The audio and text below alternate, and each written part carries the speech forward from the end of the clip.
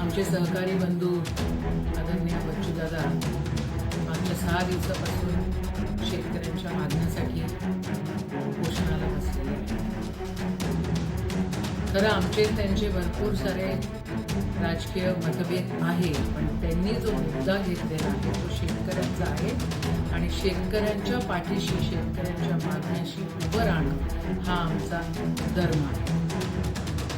आज 6वा दिवस आणि जी निगरगट्ट सरकार आहे ती अजूनपर्यंत या विषयावर बघायला तयार नाही.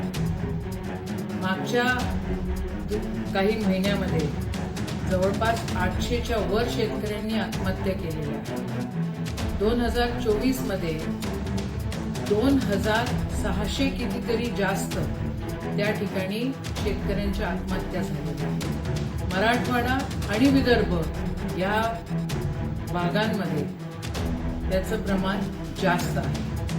ज्या वेळेला हे महायुतीचं सरकार असं म्हणतं इलेक्शनच्या आधी की आम्ही 7-12 कोरे करू, आता काय आंधळ झालेलं आहे. ज्या वेळेला हे सरकार म्हणतं की आम्ही सोयाबीनला भाव देऊ, आम्ही कपाशीला भाव देऊ, आम्ही त्या ठिकाणी संत्र्याचं बघू, आम्ही धानाचं बघू, आम्ही कांद्याचं बघू, आज आंधळ झालेला आहे. हे दिसत नाहीये त्यांना की मागणी आहे शेतकऱ्यांची आणि शेतकऱ्यांच्या मागणीकडे त्यांनी बघितलंच पाहिजे.